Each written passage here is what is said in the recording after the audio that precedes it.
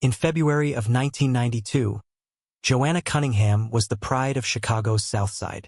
A 17-year-old choir girl with a voice that could stop traffic and a heart that believed in a pure kind of love. But on Valentine's night, under a freezing Illinois sky, Joanna vanished into thin air. For 6 years, her face haunted the city on peeling missing posters.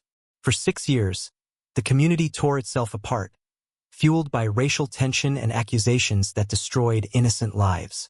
While the police hit dead ends, Joanna's boyfriend, the wealthy, influential Adam Kincaid, became a local hero for his grieving loyalty. But in 1998, a ghost walked into the 4th precinct. She didn't just have her memory back. She had the truth about the monster who left her to die in the snow. This isn't just a story about a disappearance. This is a story about a girl who rose from her own grave to take down a dynasty. She vanished on Valentine's Day, but she never died. Those 8 words ripped through the city like a wound that never closed. For 6 years, her name was spoken in whispers, printed on faded flyers, and cried into pillows at 2 a.m. Parents warned their daughters using her story. Friends stopped celebrating February 14th altogether. Love songs on the radio felt like insults. Balloons and roses became reminders of a night that stole a future. And yet, she was breathing, somewhere. All this time, the anger came first. Not quiet anger, not polite anger. The kind that makes people slam doors, curse at the sky, and demand answers from a world that refuses to give any. Then came the pain, heavy, stubborn, sitting in the chest like a weight no one could lift. A whole community carried that weight for years, convinced they were mourning a ghost. But ghosts don't walk back into police stations. Ghosts don't knock on doors. Ghosts don't remember. She did. Flashing lights cut through the evening crowd. Cameras shoved forward. Voices overlapped. A man in a tailored suit, smiling just minutes earlier, suddenly found his wrists pulled behind his back. People froze. Phones went up. Someone gasped. Someone else shouted his name in disbelief. No one expected him. No one prepared for that face. He wasn't hiding in alleys. He wasn't running across borders. He wasn't living under fake names. He had been right there, attending fundraisers, shaking hands, posing for photos, receiving applause, the kind of man parents pointed at and said, "Be like him." And now police were leading him away in handcuffs. The crowd didn't just look shocked. They looked betrayed. The type of betrayal that burns. The type that makes you question every smile you ever trusted. Because the truth wasn't just ugly, it was personal. It felt like a slap to everyone who once defended him, everyone who vouched for him, everyone who said, "He could never." How does a missing girl walk back into her own cold case? Not in headlines, not in rumors, in person. How does someone mourned for 6 years suddenly stand in front of officers who filed her as lost forever? How does a story people buried claw its way back into daylight? And more importantly, who allowed that silence to last so long? These questions don't just invite curiosity. They demand it, because this isn't a tale of disappearance alone. It's a story about truth being pushed aside, about voices ignored, about a young life treated like it was disposable. And if it happened once, what stops it from happening again? Before the headlines, before the search parties, before the tears, there was a girl named Joanna. She wasn't famous. She wasn't powerful. She was loved, deeply loved. The kind of girl neighbors greeted by name.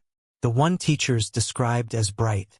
The one who sang in church and stayed late to help clean up. The one who laughed loudly, dreamed boldly, and believed the world had room for her plans. She had goals scribbled in notebooks. She had friends who shared secrets with her. She had a family that trusted she'd come home every night. She had a future that felt close enough to touch. And on Valentine's Day, that future was ripped away without warning. The city didn't just lose a teenager. It lost a sense of safety. Parents began checking locks twice. Friends stopped walking alone. Streets that once felt ordinary suddenly felt hostile. Every unanswered text message carried fear. Every delayed arrival sparked panic. Joanna's absence wasn't silence. It was noise that never stopped. The most painful wounds aren't always caused by strangers. Sometimes they come from the very people invited into your life. The ones who know your routines. The ones who hear your dreams. The ones who promise protection. There was a boy, a trusted boy, a familiar face. He walked beside her. He knew her favorite songs. He knew which streets she avoided at night. He knew the exact way to earn her trust, and that knowledge would later feel like a weapon. People trusted him. Parents trusted him. Teachers trusted him. Friends trusted him. And trust, once broken at that level, doesn't just crack. It shatters. Because betrayal isn't only about lies. It's about stolen safety. It's about the moment you realize danger wasn't outside the door. It was already inside. A girl disappears on a night meant for love, and returns years later alive. Have you ever trusted someone so deeply that the idea of them hurting you felt impossible? That false sense of safety is exactly how real danger slips into ordinary lives. What if the warning signs were there all along, and everyone ignored them? Stories like this aren't just entertainment. They're reminders. They're alarms. They're lessons people often learn too late. And staying informed isn't fear. It's preparation. Subscribe now before the next truth blindsides you. The city searched fields. They questioned strangers. They followed leads that went nowhere. They cried. They prayed. They protested. They waited. All while the answer stood closer than anyone dared to suspect. 6 years of silence. 6 years of misplaced blame. 6 years of a lie living comfortably in daylight. And when the truth finally stepped forward, it didn't whisper. It screamed, because the boy everyone trusted was the last to see her alive. Before we dive in, drop a comment and let us know where you're watching from. We'd love to hear from you. If you enjoy true crime stories like this, don't forget to like the video, subscribe, turn on the notification bell, and share it with someone who'd love it too. Before her name became a headline, Joanna was simply a girl with routines, laughter, and plans that stretched far beyond her neighborhood. The South Side streets raised her, not gently, but honestly. Morning buses packed with tired workers, corner stores that knew her favorite snacks, neighbors who watched children grow like extended family. Life there wasn't easy, but it was real, and it shaped her into someone both soft-hearted and strong-willed. She walked to school with headphones on, humming songs she planned to sing one day on bigger stages. Her notebooks weren't just filled with homework. They held lyrics, sketches of dresses she hoped to wear at future graduations, and lists of cities she dreamed of visiting. She believed effort could change her circumstances. She believed kindness returned kindness. Most of all, she believed tomorrow would always come. Her mother described her as light in human form. Her friends described her as the one who listens. Teachers described her as full of promise. None of them described her as a risk-taker or troublemaker. She was the type who texted when she arrived somewhere. The type who apologized even when she wasn't wrong. The type who assumed people meant well. And that innocence, that deep, unguarded trust, made her lovable. It also made her vulnerable. In communities like hers, hope isn't loud. It's quiet and stubborn. It survives long bus rides, small paychecks, and limited options. Joanna carried that hope every single day, believing life would reward patience and effort. She had no idea patience was about to be tested in ways no teenager should ever endure. Sunday mornings belonged to her voice. While most teenagers dragged their feet getting out of bed, Joanna woke up early, ironing her clothes with care, rehearsing lyrics under her breath as sunlight slipped through the curtains. Church wasn't just a weekly obligation for her. It was where she felt seen. The choir stand became her stage, her refuge, her proof that she mattered beyond grades and neighborhood statistics. When she sang, people turned their heads. Not because she was loud, but because she was honest. Every note carried emotion she didn't always know how to express in conversation. Older women smiled. Children stared. Even those scrolling through their phones would eventually look up. Her voice held warmth, the kind that wrapped around a room and made strangers feel connected for a few minutes. After services, she stayed behind to stack chairs or help clean. Adults praised her manners. Younger kids followed her around, asking questions about school or music. She never brushed them off. She remembered names. She remembered birthdays. She remembered small details that made people feel important. But what no one noticed was how often she sang about forever. Forever love, forever faith, forever dreams. Lyrics about promises that never break. Endings that always work out. She believed those words with the full confidence only youth can carry. And when someone grows up believing forever is guaranteed, they don't expect the world to interrupt their song mid-note. Adam didn't enter her life with loud gestures or dramatic declarations. He arrived quietly, a familiar face after school, a shared joke during group conversations, a message that started with something simple like, "Did you get home safe?" Felt harmless, safe, predictable in the way young affection often feels at first. Their relationship wasn't public. Not because it was forbidden by law or rules, but because Joanna wanted to protect it from opinions. She feared friends teasing her, adults questioning her choices, neighbors turning something tender into gossip. So she kept it close, like a handwritten letter folded into a pocket. Private, personal, untouched by outside voices. At first, Adam seemed attentive. He remembered her choir days. He complimented her goals. He offered to walk her home when the streets grew dark. These gestures built comfort quickly. Comfort turned into trust. Trust turned into attachment. But small details began to shift. He didn't like when she canceled plans. He questioned who she texted. He grew quiet when she mentioned future ambitions that didn't include him. Nothing explosive. Nothing obvious. Just subtle changes, the type people brush aside because they don't look dangerous on the surface. A tightened jaw. A delayed reply. A comment that sounded protective but carried control underneath. Joanna told herself he just cared deeply. Many young hearts confuse intensity for devotion. Many believe jealousy equals love. She was no different.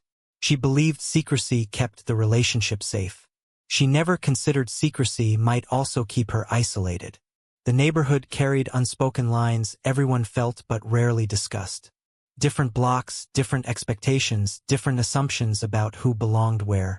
Joanna grew up learning how to move carefully through those invisible boundaries. Which streets to avoid after dark, which conversations to keep short, which looks to ignore.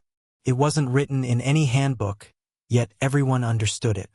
Dating across those lines added pressure she never admitted out loud. Some friends raised eyebrows. A few relatives asked questions that sounded casual but carried weight. Adam noticed those reactions too, and instead of easing her worries, he fed them. He'd say things like, "They'll never understand us," or "It's us against them." At first, it sounded romantic. Two people choosing each other against the world. Over time, it began to feel isolating. His tone shifted when others were around. He'd grip her hand tighter if someone looked too long. He'd joke about loyalty in ways that didn't quite feel like jokes. Once, when she laughed at another boy's comment, his smile froze for a second too long.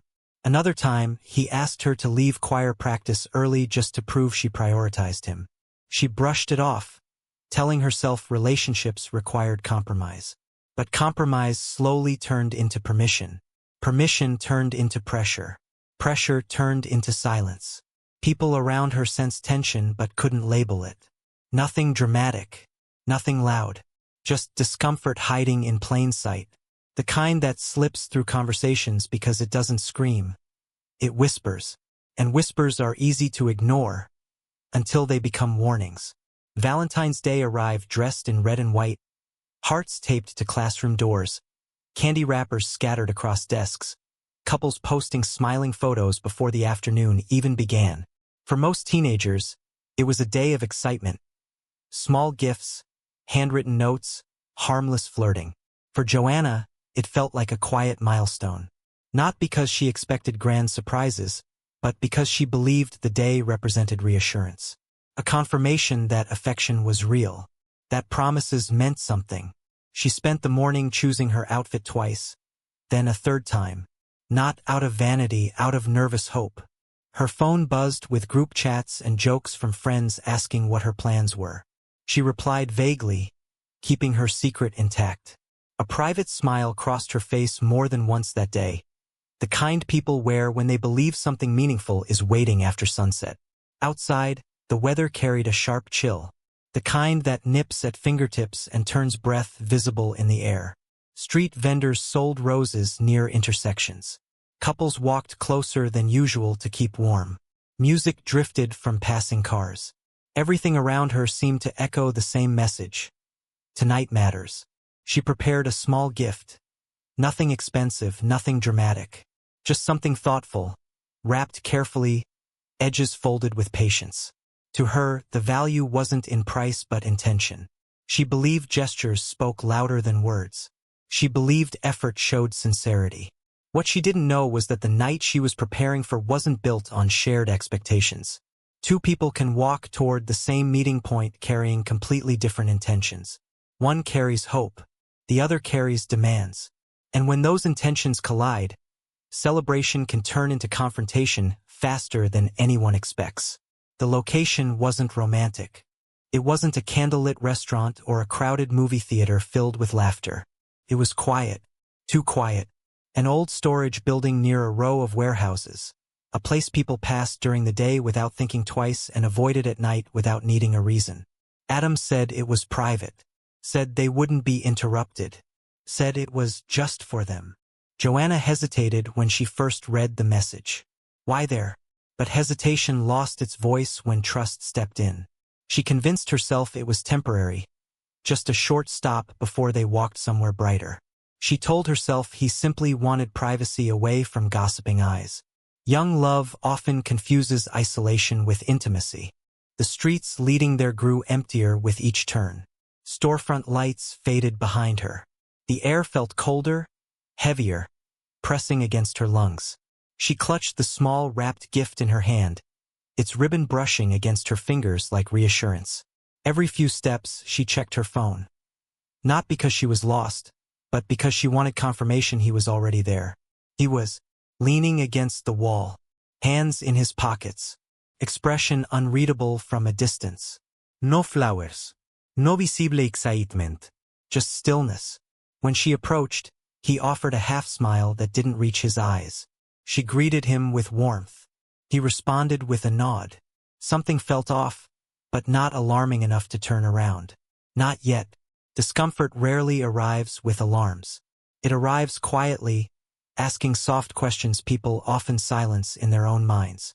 She stepped inside the building after him, telling herself the night would shift back to normal once they started talking. The door closed behind them with a dull echo. At first, the conversation sounded ordinary. Short greetings, comment about the cold, a quick glance at the gift in her hand. Joanna tried to lighten the mood with a smile, asking how his day had been. Adam answered, but his voice carried tension. Tight, impatient, like he'd been holding something in all evening and finally decided this was the moment to release it. He didn't thank her for the gift. He didn't ask about her day. He went straight to demands. Questions came fast, one after another. Who had she been texting? Why did she stay late at choir practice? Why didn't she answer his last message immediately? The tone wasn't curious, it was accusatory. Joanna blinked, caught off guard. She laughed nervously at first, assuming he was joking. His face didn't change. The air shifted. She tried explaining, tried reassuring him. She spoke calmly, choosing her words with care, hoping the tension would ease. Instead, every explanation seemed to irritate him more. His shoulders stiffened. His jaw tightened. He stepped closer, invading the small space she instinctively tried to keep between them. Then came the request she didn't expect. Not loud, not shouted, just firm. A request that crossed a boundary she had already decided she wouldn't cross. She shook her head, softly at first, then again clearer, respectful but certain. She wasn't angry. She wasn't confrontational. She simply refused. And that refusal, that small personal decision, hit him harder than any insult could have. The silence that followed wasn't calm. It was charged, thick with wounded pride and bruised control. In that moment, the night stopped being about affection. It became about power. When words failed to bend her will, the confrontation escalated. Adam's frustration turned physical. Not a deliberate strike, but forceful enough to push her against the cold metal wall of the warehouse. Joanna stumbled, clutching the gift to her chest, trying to create space between them. Her pulse raced, every heartbeat a drum warning of danger she hadn't fully realized. The struggle ensued. Hands grabbed wrists, feet shuffled on the dusty concrete floor. Objects rattled on nearby shelves. Joanna fought to maintain control, to keep herself upright, to hold onto the small sense of agency she still had. One misstep, a slip, a push, a tilt, and she hit the floor, hard. Her head cracked against the unforgiving surface. Dizziness swirled. Pain blossomed at the edge of her vision. Silence followed the impact, thick and oppressive. She lay there, stunned, the room spinning. Breathing came in short, uneven gasps. The initial shock left her aware of something more terrifying. The quiet aftermath. Not screams, not pleading silence. Adam didn't move. He simply watched. The moment stretched, suspended, broken only by the distant hum of the city outside and the erratic beating of her heart. The world she knew had shifted. What should have been ordinary, even mundane, became unrecognizable. Safety, trust, and affection, everything she had believed about the night, evaporated in that single fall. Curiosity burned through fear. What would happen next? How far would this go? And could anyone outside even guess what had begun inside that empty warehouse? The night's true danger hadn't revealed itself fully, but Joanna already sensed its weight, heavy and unrelenting, pressing against the edge of her innocence. After the struggle, Adam didn't panic. He acted with a precision born of knowing the rules of perception, how to manipulate what others saw while erasing what they didn't. He cleaned the space quickly, wiping smudges from surfaces, replacing items that had fallen, rearranging the small evidence of conflict until the warehouse looked untouched. Every movement was calculated, quiet, careful. A performance meant to erase the memory of the struggle. When police finally knocked on doors days later, he was ready. His story was rehearsed. A tale of a missing girl who had simply vanished, leaving no trace. He told it with calm confidence, a hint of concern painted across his face. The narrative was believable because it was simple. The facts fit together neatly. And in communities desperate for answers, neatness often passes for truth. People trusted him. Friends vouched for him. Teachers nodded. Neighbors accepted his statements. No one questioned that the boy who had shared a smile with Joanna was now narrating her disappearance as if he had been powerless, a bystander to tragedy. Behind the scenes, whispers circulated. Some noticed inconsistencies, small details that didn't add up. But in a world where fear and grief clouded judgment, those whispers were easily dismissed, buried under the weight of an accepted story. Adam's lie wasn't just about self-preservation. It was about controlling the narrative, shaping reality to fit a version where guilt never landed on him, where blame shifted elsewhere, and where no one could accuse the boy everyone trusted. The story Adam crafted didn't just protect him, it fractured the community. People took sides without realizing they were doing it. Some defended him fiercely, pointing to his impeccable reputation, the volunteer work, the polite demeanor, the endless smiles that had made him the golden boy. Others quietly suspected something was off, noting small gaps in his timeline or the uneasy expressions he couldn't entirely hide. Debates simmered in schools, churches, and corner stores.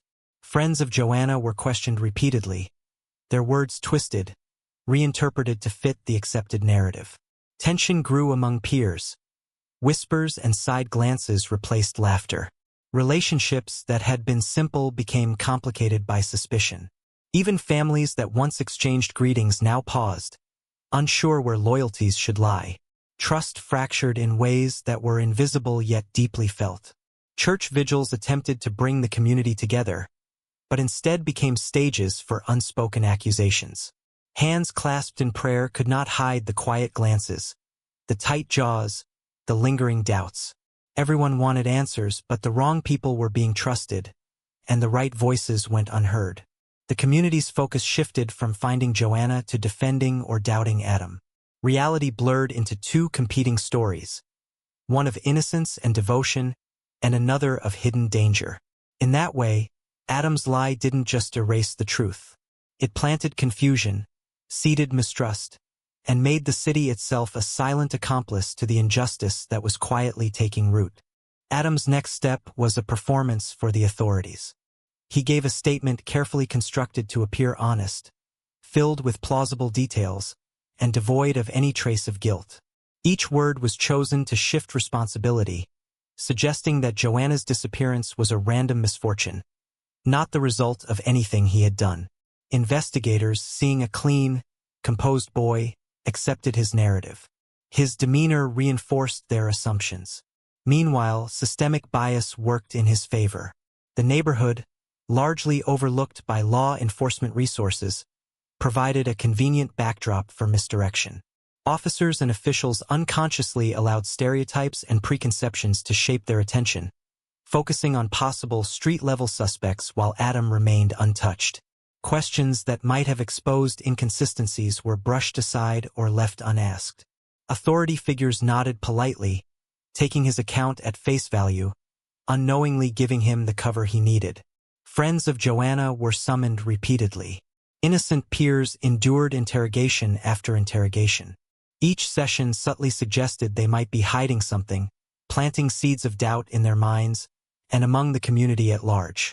Parents, anxious for resolution, began blaming themselves and each other, while Adam's carefully choreographed innocence remained untouchable.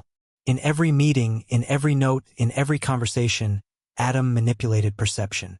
The boy everyone trusted became untouchable, a hero in the eyes of those who hadn't looked closely enough, while the truth about Joanna's suffering was buried beneath layers of belief, bias, and carefully curated appearances. The consequences of Adam's deception rippled far beyond himself. Friends of Joanna were marked as suspicious, their reputations quietly tarnished. Families argued, alliances fractured, and community events became tense gatherings where whispers replaced laughter. Every unanswered question, every dismissed concern, built a wall around the truth, keeping it trapped behind polished appearances and polite nods. Even those who sensed the danger struggled to act. What could they do against a story so carefully constructed, a boy so universally trusted?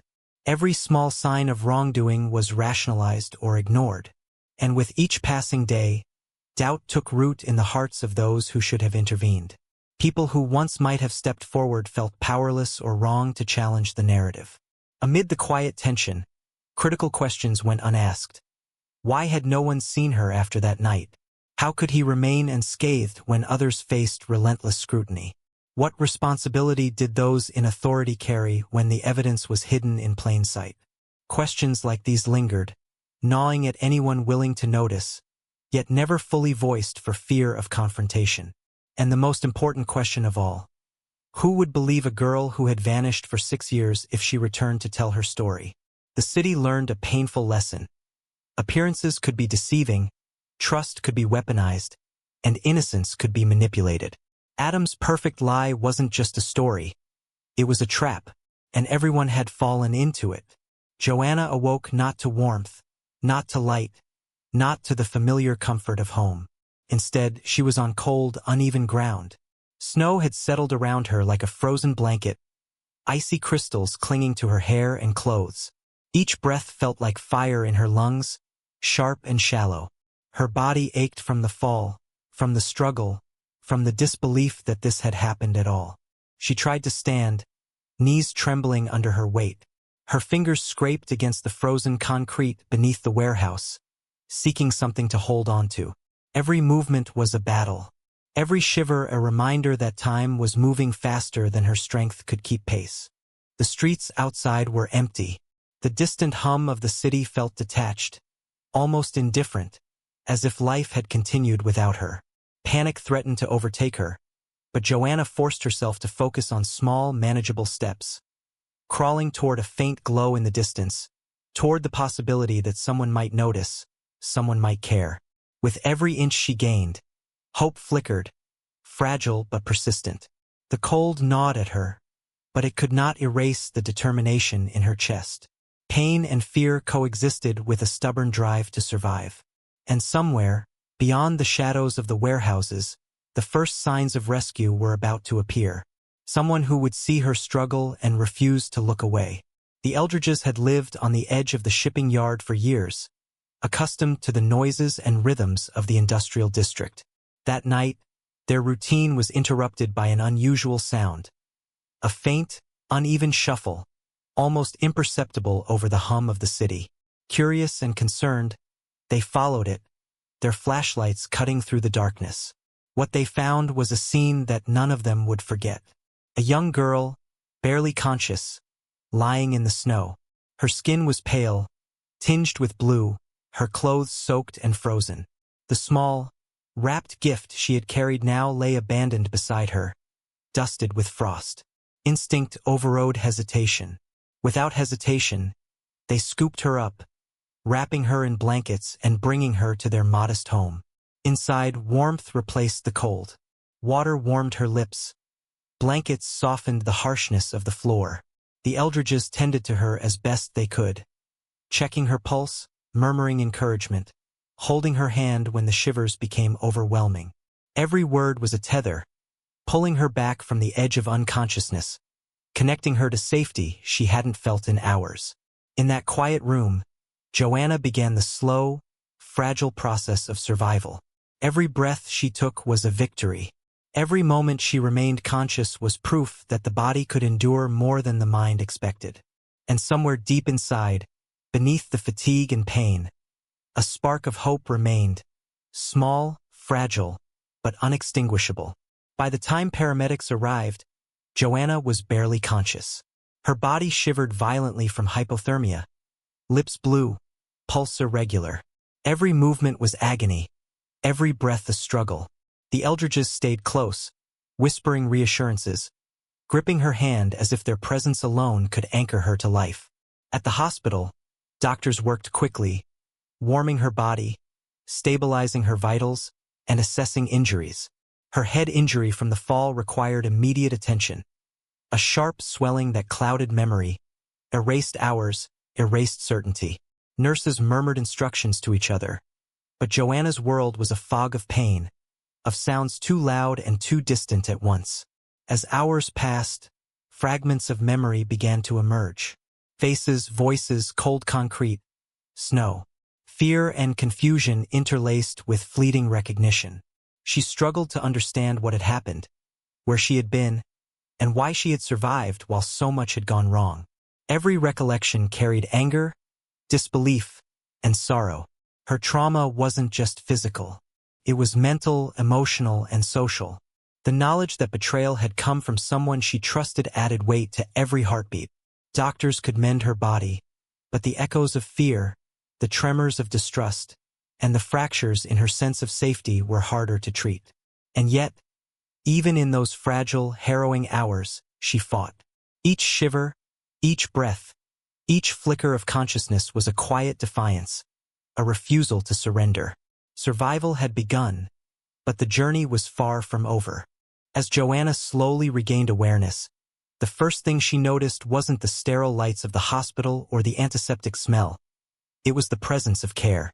The Eldridges had stayed close, refusing to leave her side, offering simple words and gestures that reminded her someone still believed she mattered.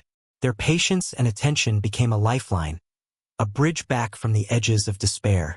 Pain lingered, both in body and mind, but with every small movement, every cautious breath, hope began to resurface.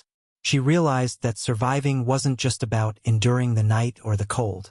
It was about rediscovering trust in those willing to protect her, about recognizing that empathy still existed in a world that had felt cold and unfair. Memories remained fractured, pieces of the struggle scattered like puzzle fragments. But even through the fog, anger and determination started to take hold. She remembered betrayal, she remembered fear, and she remembered survival. Each thought sharpened her resolve, reminding her that endurance could transform into action. It was in these moments, fragile, raw, and trembling, that Joanna began to reclaim herself.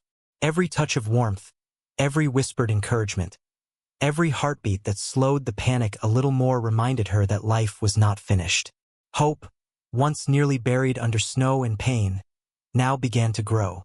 And with it, the realization that she could rise, fight, and one day confront the truths that had been hidden for far too long. While Joanna fought to heal in the hospital, the world outside continued on a distorted trajectory. Adam, the boy who had betrayed her, became the picture of composure.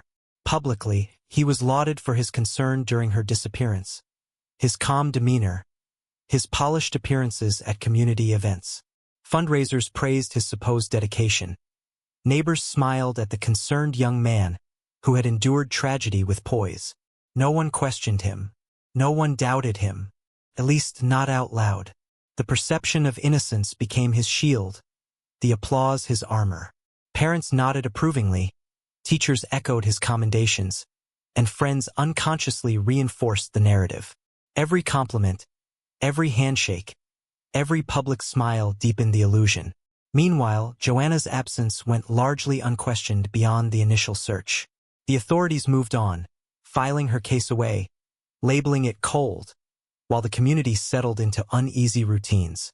The silence wasn't only societal, it was institutional. Statements were accepted at face value. Evidence that could have been pursued was quietly ignored or dismissed. And so, Adam thrived in a paradox. His reputation untouched, even elevated, while the girl he had harmed remained unheard. Every year, his image became more untouchable, a stark contrast to the invisible suffering of the one who survived. Trust, once broken, now seemed permanently inverted. The person everyone believed in was the one who needed to be questioned, and the survivor's voice was drowned beneath layers of appearances and fear. As the months turned into years, the system that should have protected Joanna failed her repeatedly. Evidence that might have revealed cracks in Adam's story disappeared from files or was quietly deprioritized. Reports sat on desks, untouched. Leads that could have been pursued were marked low priority, leaving questions unanswered and suspicions unexamined. The machinery of justice, instead of acting as a shield, became a wall she couldn't penetrate. Witnesses who might have spoken out found themselves under subtle pressure. Friends were questioned repeatedly, their words twisted or minimized. Family members who sought clarity were met with polite dismissal or thinly veiled warnings. Fear worked quietly, the fear of not being believed, the fear of disrupting the accepted narrative, the fear of retaliation. Joanna's survival became a secret too fragile to announce. Every day she lived, the world around her reinforced silence. Her story was paused, suspended in the shadows of other people's assumptions and misjudgments. The people who could have intervened, neighbors, friends, authorities, instead participated in a collective hush. Through it all, Adam's carefully maintained image continued to thrive. While he enjoyed freedom and praise, Joanna endured invisible scars, her trauma compounded by a system that overlooked her existence. And the knowledge that those meant to protect her had failed, repeatedly, left a wound that no physical healing could close. The years of silence weren't empty. They were filled with fear, frustration, and a growing determination within Joanna to reclaim her voice, no matter how long it had been suppressed. Joanna, now living under the name Anna to shield herself from a world that had failed her, learned to move quietly. Each day was measured, each interaction calculated. Friends noticed a shift in her demeanor. Once vibrant and trusting, she now spoke in careful tones, laughed in controlled bursts, and hesitated before offering details about her life. Even small choices, like where to walk or whom to meet, carried weight, a constant negotiation between caution and desire for normalcy. Her trauma wasn't only physical or emotional. It was psychological, a quiet fracture that influenced every thought. Trust had to be rebuilt slowly, suspicion and hypervigilance constantly shadowing her steps. The betrayal she endured lingered, shaping how she read people, how she navigated streets, and how she protected herself. Her memories returned in fragments, flashes of anger, fear, and betrayal interwoven with a deep desire to survive. Despite the shadows of her past, she developed routines that offered small comforts. Morning walks, choir rehearsals she observed from the back row, and handwritten journals where she processed emotions too complex to share. Each act was a small reclaiming of life, a quiet assertion that her existence mattered. But even in these tentative steps toward healing, a question gnawed at her. Could the system that failed her once ever be trusted again? Could the people who turned a blind eye now be relied upon to hear her voice? Her silence wasn't submission. It was survival, strategic, deliberate, and fueled by a growing determination to emerge stronger than before. As Joanna navigated the years of quiet recovery, her story became a testament to endurance. She had survived betrayal, physical harm, and systemic failure, a journey that demanded courage every single day. And while the world seemed to move on, she carried the weight of unanswered questions, unresolved anger, and the haunting memory of the life that had been stolen from her. We've all experienced moments where trust was broken, where authority didn't protect, or where our voices felt unheard. Think about that for a moment. How would you react if you were in her shoes? If the people meant to keep you safe didn't, how far would you go to reclaim your life and your truth? Joanna's story isn't just her own. It reflects a reality many face, a reality where injustice can thrive in silence, and courage often comes at a cost. Her fight to survive, heal, and eventually speak out shows the power of resilience in the face of failure and fear. And here's something to consider. What would you do if you saw a friend, a neighbor, or even a stranger suffer injustice while the system turned a blind eye? Would you act, or would silence win just as it did for so many years? We invite you to engage with this story. Comment below with your thoughts. Would you have the strength to speak out, or would fear hold you back? And don't forget, subscribing isn't just support for our channel. It's a commitment to witnessing stories like Joanna's, to understanding the impact of silence, and to being part of a community that refuses to ignore injustice. Months into her quiet life, Joanna sat in the small living room of a friend's apartment, half listening to a radio station she had tuned in almost absent-mindedly. The morning chatter and music usually blended into background noise, nothing worth noting.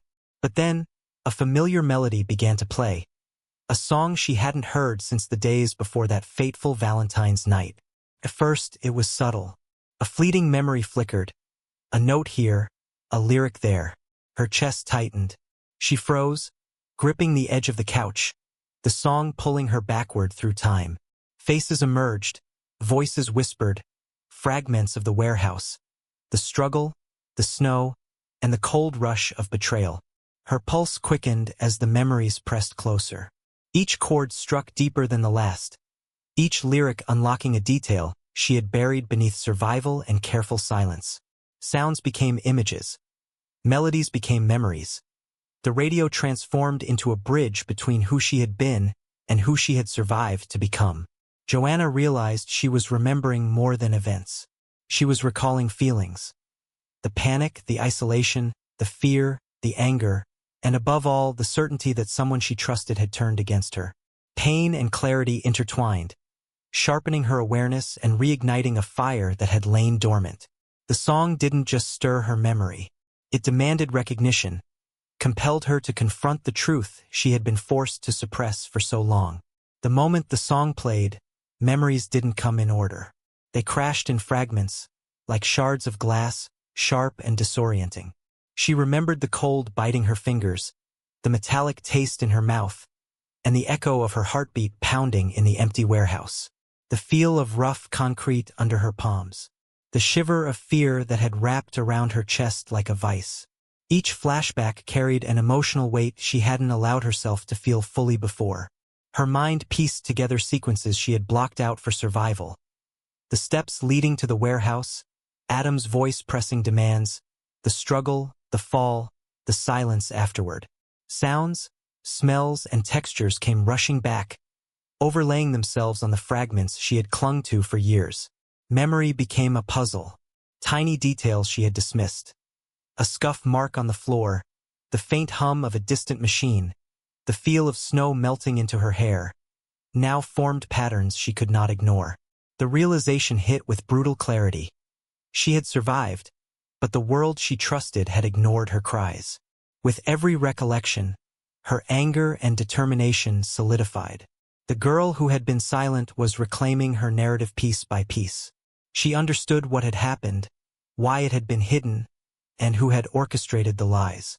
And in that moment, Joanna recognized something even more powerful. The life she thought had been stolen could be reclaimed, if she was willing to confront it fully. The fragments of memory fused into clarity. Joanna sat upright, heart racing, a storm of emotions crashing through her. Fear, fury, grief, and an undeniable surge of strength.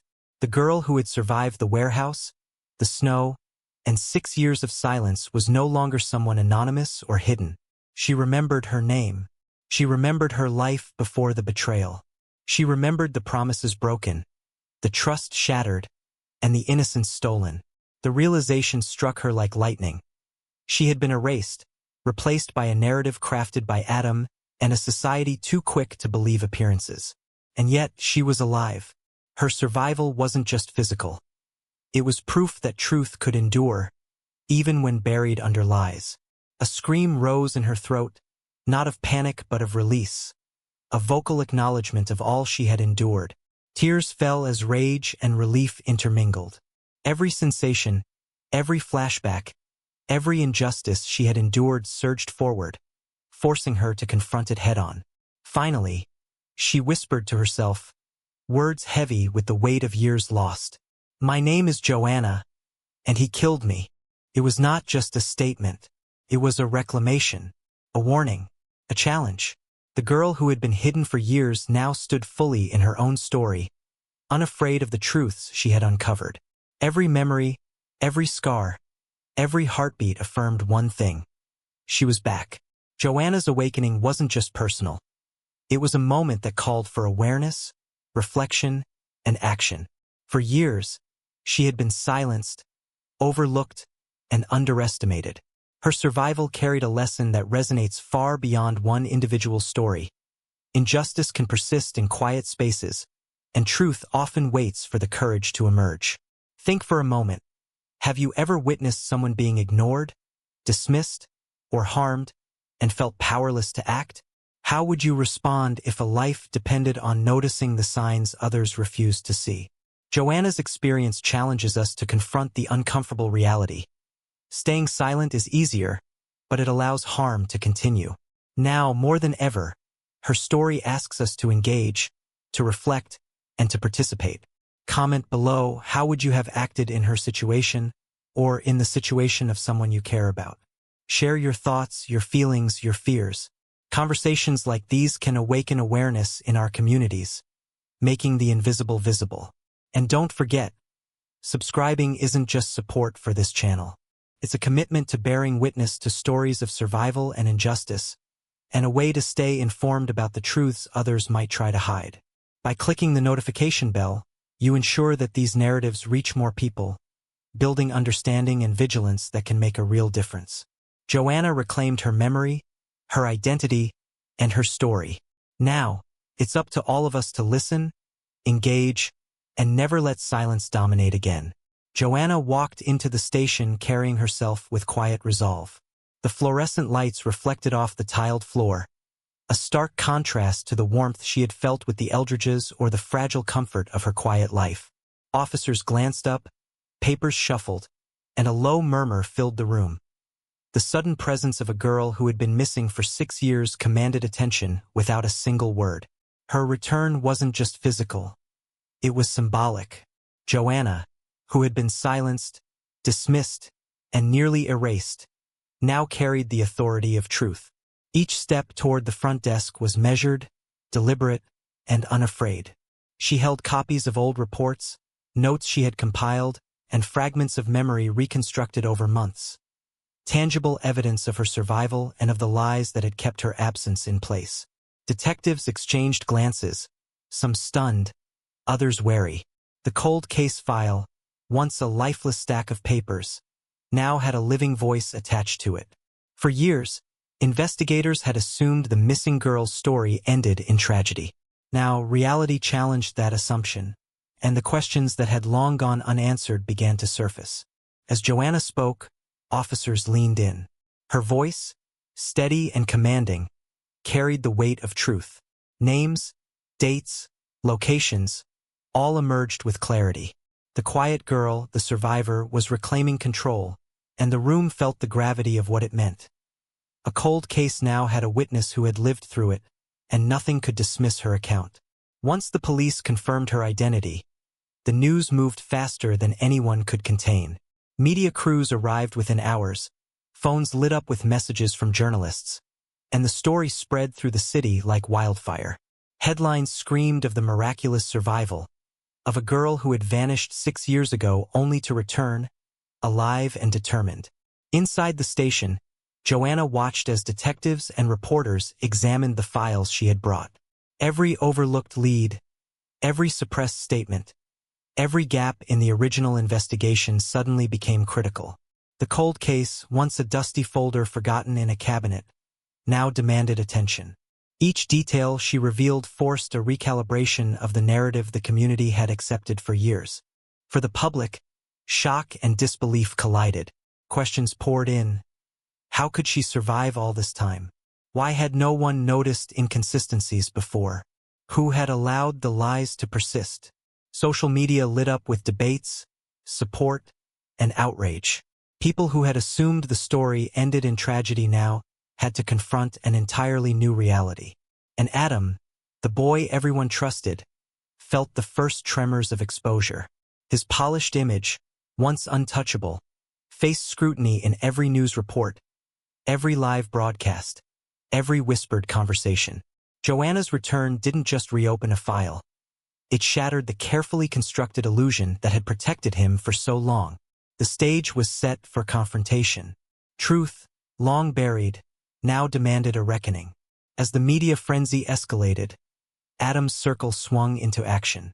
Kincaid, his family attorney, orchestrated a calculated response designed to discredit Joanna before she could fully assert her story. Statements were carefully worded, emphasizing uncertainty, questioning memory reliability, and suggesting that trauma might have distorted her recollections. Every sentence was a shield for Adam, a subtle attack against the credibility of the girl who had walked back into her own cold case. Lawyers wielded the narrative like a weapon. They called reporters, issuing preemptive press releases that framed Joanna's return as a story of confusion rather than vindication. Community leaders, unaware of the full details, hesitated to speak publicly, wary of taking sides in what they were told could be a disputed account. The strategy relied on delaying justice through doubt, on creating hesitation where certainty should reign. Joanna watched this unfold with a mix of anger and clarity. She realized that survival alone was not enough. The people who had manipulated the past were still fighting to control the present. Lies could be spun even as truth stood before everyone in living form. Every attack, every legal maneuver, only strengthened her resolve. She had endured betrayal, silence, and near death. Now she faced calculated deception aimed at rewriting history once again. And for the first time, she understood fully. The fight for justice would require courage, strategy, and unwavering persistence. Joanna's return sparked more than headlines. It ignited a battle over narrative itself. Social media erupted with conflicting accounts. Some defended Adam blindly, clinging to the image of the boy they had always trusted. Others rallied behind Joanna, demanding recognition for the years she had suffered in silence. Every post, every comment, every broadcast became a battleground where truth, perception, and fear collided.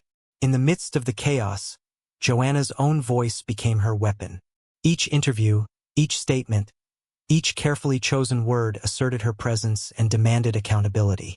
She spoke not just of survival, but of the injustice that allowed a life to be erased, a community to be misled, and a predator to thrive behind a mask of innocence. The story war wasn't only public, it penetrated private spaces as well. Friends, families, and community members were forced to confront their own assumptions. Those who had doubted her, dismissed her, or defended Adam were confronted with the undeniable reality of her survival. The quiet girl of 6 years ago now stood as the undeniable authority on her own story. For the first time, Joanna realized the magnitude of what she had accomplished simply by stepping forward. Every fear, every whispered doubt, every attempt to undermine her credibility met resistance in her unwavering presence. The message was clear.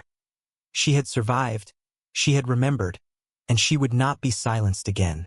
Once untouchable, Adam began to falter. The polished mask of confidence slipped in private moments, replaced by tension that he could no longer hide. Every phone call, every news update, every glance at social media set off a ripple of anxiety. He double-checked statements, reread transcripts, and scrutinized his own actions for inconsistencies that might be exposed. The world he thought he controlled was unraveling in ways subtle yet relentless. Friends who once assured him of support hesitated, their loyalty shaken by the sheer magnitude of Joanna's return. The careful image he had cultivated for years, the hero, the golden boy, the boy everyone trusted, began to crack under pressure. Even ordinary routines became exercises in caution. Public appearances were calculated with exact timing, and conversations were measured to the point of rigidity. Each interaction carried an unspoken fear. Someone might reveal the truth. Someone might notice the gaps. Someone might see the boy behind the mask. In private, he questioned every choice. Every past action felt like it could be weaponized against him. Sleep became elusive. Paranoia seeped into his thoughts, fraying patience and sharpening suspicion. For the first time, Adam realized that control was not his to maintain. The girl he had tried to erase had returned, alive and unwavering. And with her return came the growing certainty that his carefully constructed world of lies could collapse entirely. As news of Joanna's return spread, Adam's public image began to deteriorate. Supporters who had once praised him now questioned his actions and motives. Conversations that once bolstered his reputation turned to doubt, whispers of suspicion threading through the city. Every press inquiry, every social media post, every late-night commentary reminded him that the narrative he had controlled for years was slipping. Interviews meant to reassure the public became minefields. Journalists pressed for details, probing for inconsistencies in a story that had always appeared seamless. Each question felt like a spotlight on his growing vulnerability. Adam struggled to maintain composure, though the tension beneath the surface betrayed him. A nervous glance here, a hesitation there. All small cracks that spoke louder than words ever could. Even casual acquaintances sensed a shift. Friends and peers who had once celebrated him began avoiding prolonged conversations, subtly signaling doubt. Public appearances, once comfortable and rehearsed, now felt like performances under unrelenting scrutiny. Every interaction, every observation, became a reminder that Joanna's presence exposed truths that could no longer be denied. The golden boy, untouchable for so long, was facing the mounting pressure of a community demanding answers. The world he had manipulated for years now demanded the one thing he could not control: accountability. Even as public pressure mounted, investigators hesitated. The weight of a high-profile case, years-old evidence, and a community divided made each step tentative. Detectives reviewed reports cautiously, aware that any misstep could be weaponized by Adam's legal team. Leads that once seemed straightforward now required careful navigation, slowing the pursuit of justice. Joanna watched it all, frustration building alongside the clarity her recovered memory provided. She had survived the fall, the abandonment, the lies, and now she faced a new battle. Impatience from a system reluctant to act decisively. The girl who had once been silenced refused to wait.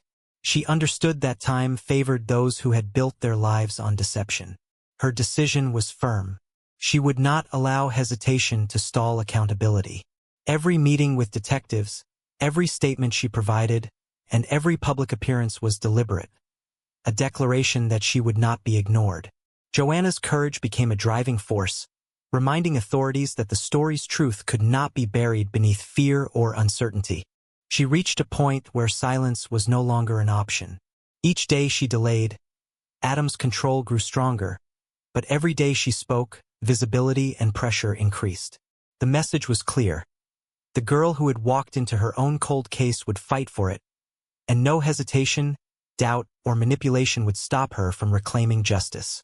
Joanna's return and determination offer more than a story of survival. They offer a lesson about courage, vigilance, and accountability. When someone has been silenced or wronged, it is easy to assume that time heals all or that justice will find its own way. Her experience proves otherwise. Action, persistence, and refusal to back down are often what bring truth to light.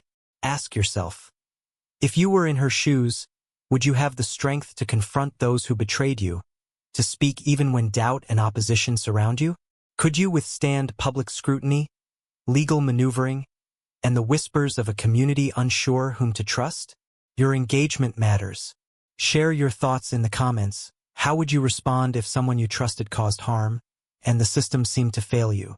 Conversations like these build awareness, encouraging others to act, to question, and to support those facing injustice. And remember, subscribing isn't just for updates. It ensures that stories like Joanna's reach people who might otherwise stay unaware. By turning on notifications, you join a community committed to truth, justice, and bearing witness to courage when it emerges from silence. Joanna's fight is far from over, but each voice that listens, each person who engages, strengthens the momentum. Don't just watch, participate. Stand with survivors, question narratives, and be ready to recognize when truth demands your attention. Detective Marcus Boyd arrived on the case with a reputation for relentless pursuit and sharp intuition. Unlike many others who had brushed the original disappearance aside, he approached Joanna's story with skepticism balanced by focus. He had a methodical mind, a patience honed over years of handling complex cases, and a refusal to accept convenient narratives. From the first meeting, Boyd recognized that this wasn't just a reopened file. It was a living account demanding careful attention. He listened closely to Joanna, cross-referenced her recollections with old notes, and identified inconsistencies in the original investigation. Every word she spoke became a key, every detail a potential doorway into long-hidden truths. Boyd's presence offered Joanna a sense of validation she hadn't felt in years. For the first time since her survival, she encountered someone who treated her account not as a story of trauma, but as evidence of a crime that needed resolution. His questions were precise, his patience unwavering, and his insight unwavering, a stark contrast to the hesitation and bias that had plagued the earlier investigation. He understood that the system had failed, but he also knew that one determined survivor, armed with courage and memory, could shift the balance. Marcus Boyd's arrival wasn't just procedural. It was the beginning of a chain reaction that would lead to exposure, confrontation, and, eventually, justice. Boyd knew time was critical. The threads Joanna had provided pointed directly to a vehicle that could hold the answers to years of unanswered questions. A warrant would take days, precious days that could allow evidence to be destroyed or hidden. Trusting the urgency, he made the decision to bypass the usual red tape, relying on his experience and judgment to act decisively. The search began under tense, watchful eyes. Every movement was deliberate, every corner of the car examined with careful precision. Boyd and his team worked silently, aware that the smallest oversight could cost them the breakthrough they had been waiting for. The air was thick with anticipation.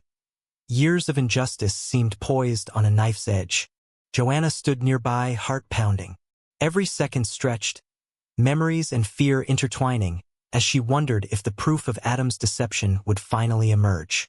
Her gaze followed the detective's hands as they carefully lifted items, cataloged every detail, and photographed potential evidence.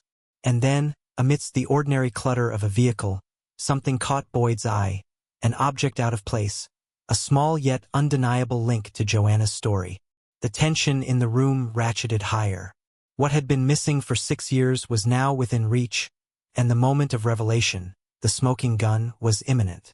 Among the scattered items in the back seat, a watch drew Boyd's attention. At first glance, it seemed ordinary, worn, scratched, unremarkable. But something about it demanded a closer look.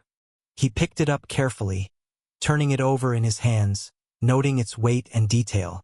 And then he saw it. An inscription, faint but legible. Joanna's pulse quickened as Boyd read aloud. Every word carved into the metal was a silent testament to her presence and Adam's connection. A personal mark linking him to the crime, one he could not erase. The realization hit like a hammer. The evidence was undeniable. The watch wasn't just a piece of jewelry. It was proof, physical and incontrovertible, that tied the fabricated narrative to a real, deliberate act. For the first time, speculation and fear collided with certainty. This was the moment the story pivoted from accusation to verification. Joanna's eyes traced the letters again and again, absorbing the weight of what had been hidden in plain sight. The objects symbolized years of betrayal, manipulation, and silence. And now, finally, it carried the promise of accountability. Boyd carefully bagged the watch, the team noting every angle, every mark. Each step reaffirmed the truth Joanna had fought so hard to reclaim. Now, with the smoking gun in hand, there was only one remaining step between revelation and justice: confronting the person who had tried to erase her entirely. With the watch in evidence, a tense stillness filled the room. Every officer present understood the significance. This single object could unravel 6 years of lies, betrayal, and deception. The air seemed to hum with anticipation, as if the walls themselves held their breath. Joanna's gaze never wavered. The culmination of her trauma, survival, and painstaking memory reconstruction had led to this moment. For the first time, the boy who had caused so much pain would face the undeniable proof of his actions. No more doubts, no more half-truths. The smoking gun had emerged from the shadows. Detective Boyd contacted his team, coordinating the next moves with precision. The arrest was imminent, but the timing had to be perfect. Every detail mattered: witness safety, evidence integrity, and public perception. The city had waited years for this, but the moment had to be executed without error. As Joanna followed the procedure, a sense of calm determination replaced the fear that had dominated her for so long. She had survived abandonment, betrayal, and silence. Now she would witness the reckoning, the point where truth could no longer be ignored. And as the team prepared to move, one thought echoed in the minds of everyone present. The revelation of the watch was only the beginning. Now they only needed one thing: an arrest.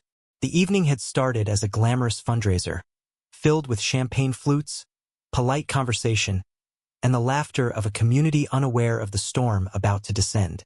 Guests mingled in ballrooms adorned with crystal chandeliers, oblivious to the tension building behind closed doors. Adam moved among them, composed and confident, smiling as though nothing could touch him. But outside, detectives prepared for an operation years in the making. Marcus Boyd coordinated quietly, ensuring every precaution was taken. The contrast between the glittering event and the reality of the arrest plan was striking: elegance above, justice below. As Joanna arrived at the venue, her presence was quiet but commanding. She didn't need to draw attention. Her very existence challenged the illusion Adam had built. Every step she took symbolized survival, courage, and the inevitability of truth catching up. Guests sensed a subtle shift. Whispers circulated, a chill undercutting the evening's cheer. Something significant was about to unfold, though few could grasp the gravity yet. The city's golden boy, admired and untouchable for years, was moments away from confrontation. The stage was set. Luxury and deception collided in the same room, and the world was about to witness the consequences of years-long betrayal. The moment came swiftly.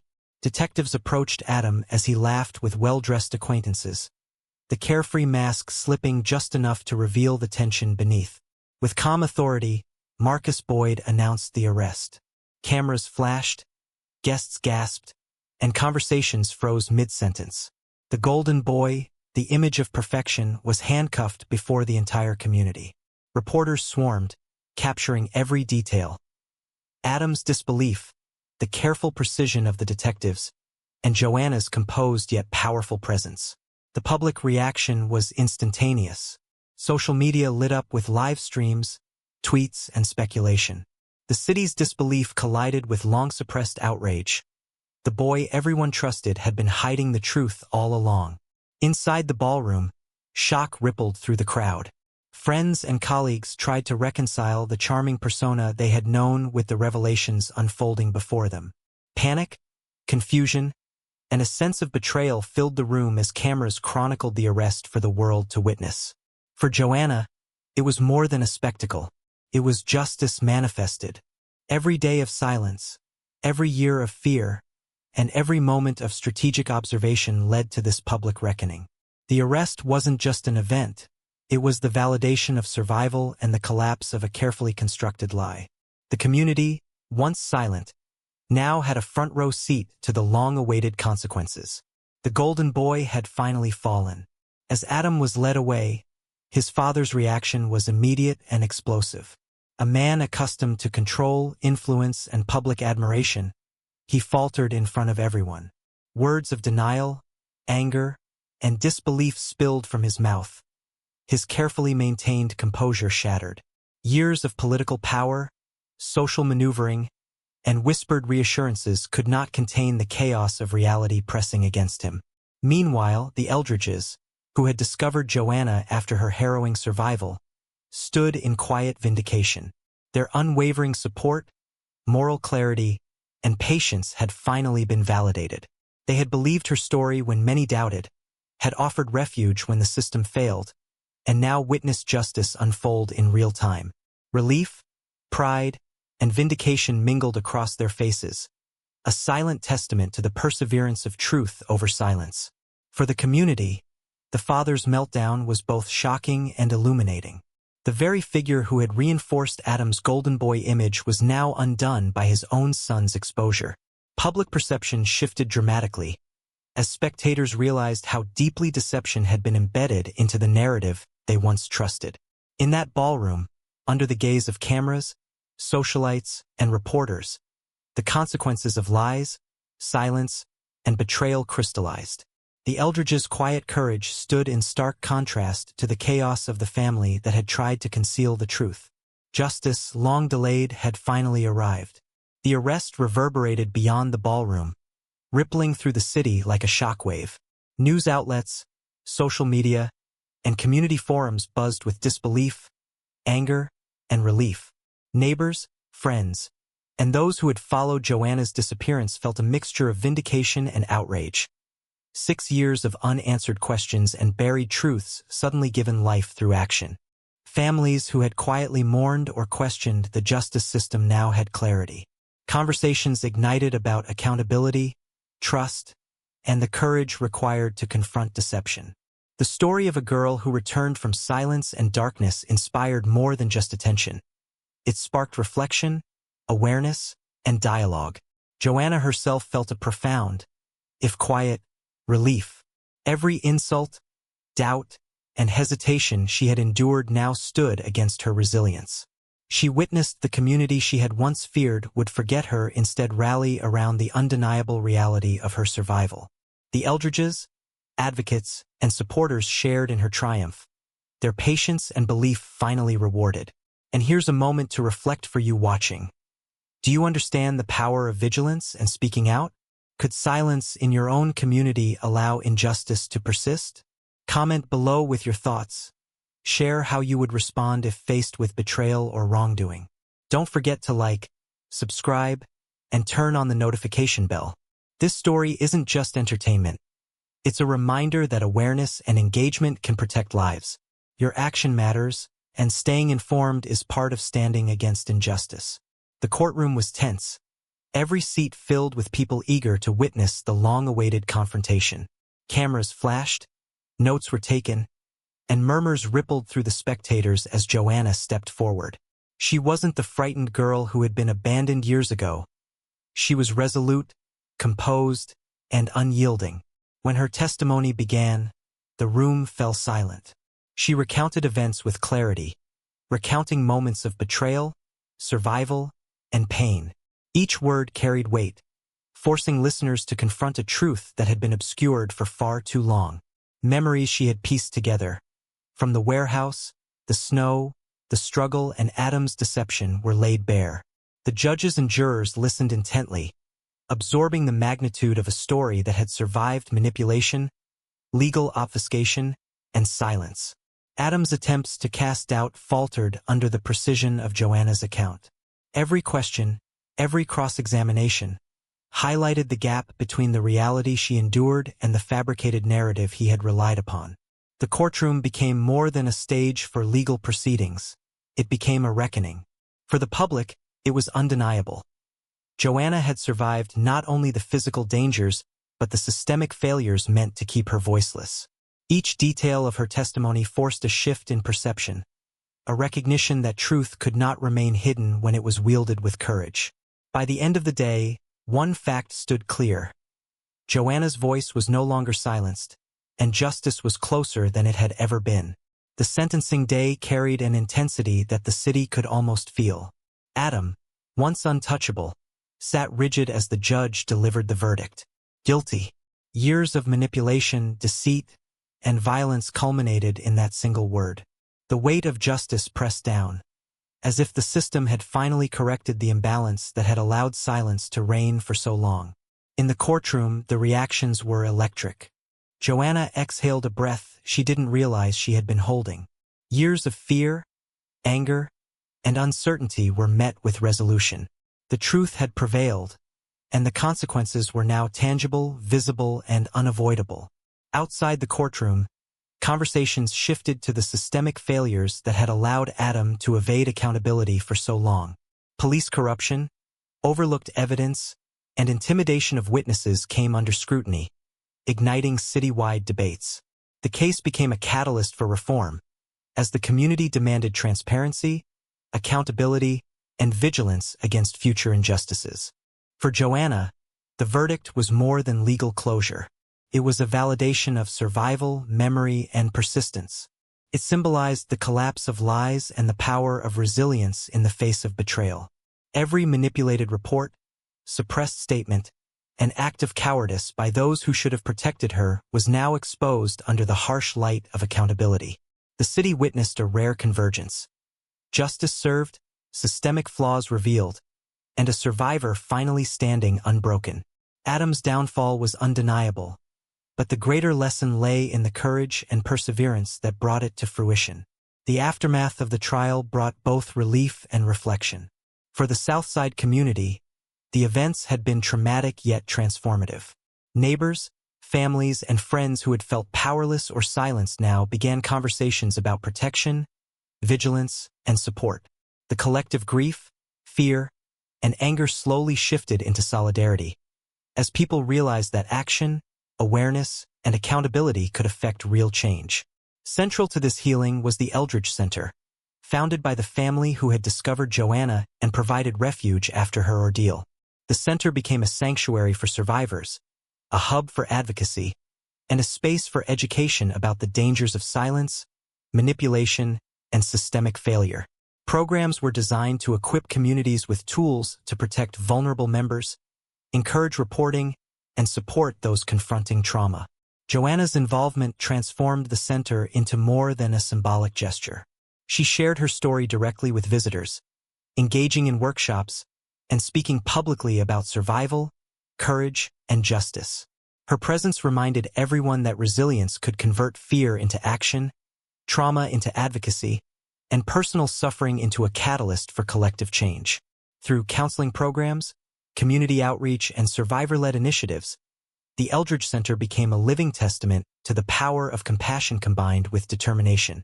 Healing didn't erase the past, but it built a bridge toward a safer, more attentive community. The legacy of Joanna's return was clear. The courage of one person had sparked a movement, offering hope, protection, and justice for those who would otherwise remain unseen and unheard. Months after the trial, the Southside community gathered for a Valentine's Day commemoration, a symbolic closure to a story that had begun with heartbreak and fear. In the Eldridge Center's newly built hall, a choir of local teens performed, their voices carrying hope, resilience, and the collective strength of a community that had endured trauma together.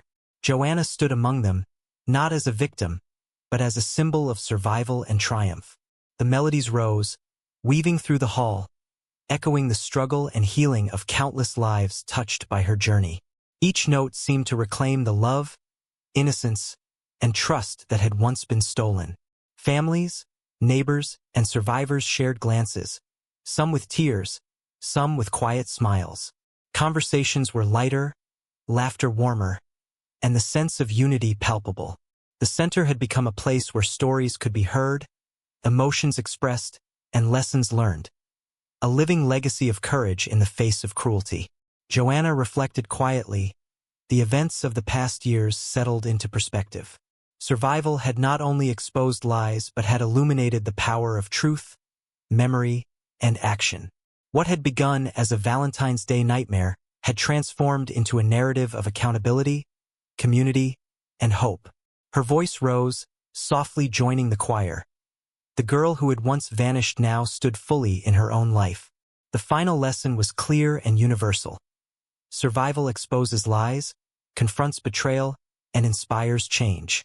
The music swelled, carrying the city's collective memory and triumph forward. A full-circle ending, where love, resilience, and justice harmonized in a single, unforgettable moment.